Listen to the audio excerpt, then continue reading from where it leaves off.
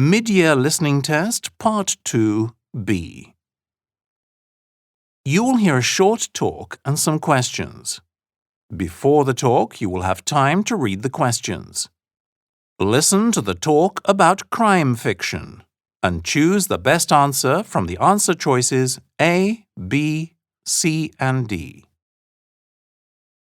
Crime fiction of various kinds has been around for many years.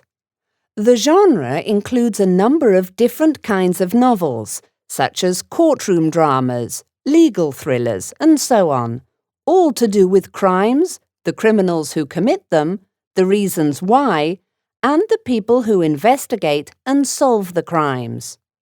Probably the most popular kind of crime fiction is the subject of my talk today, the detective novel, otherwise known as a whodunit. A detective novel is the kind of story where someone, either an amateur investigator or a professional detective, investigates and solves a crime, often murder. The earliest known example of this kind of story is The Three Apples, which is one of the stories told in 1001 Nights, Arabian Nights. The dead body of a young girl is discovered inside a chest, and the ruler, whom the chest belongs to, tells his advisor to find out who murdered her. Although this character was investigating the crime, the mystery is actually solved when the murderer himself admits his guilt, making it slightly different from your usual whodunit. Other early examples come from Chinese fiction, where a judge is usually the detective in the novel.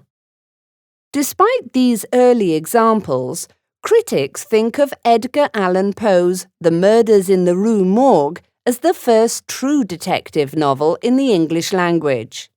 It was published in 1841 and featured the first fictional detective, C. Auguste Dupin. Just over 45 years later, in 1887, the world's most famous detective was created by Arthur Conan Doyle. Yes, you've guessed it, Sherlock Holmes.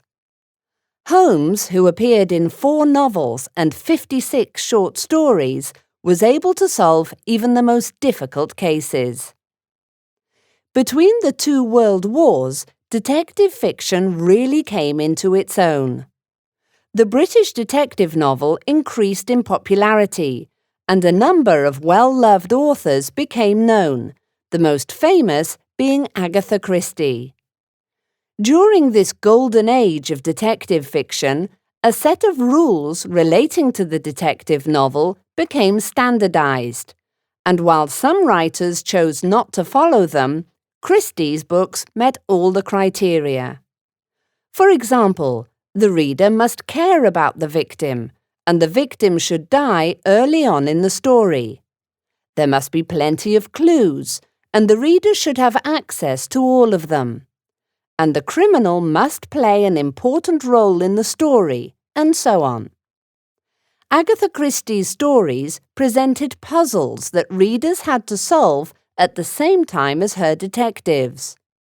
The puzzles are solved by logical deduction and not by accident.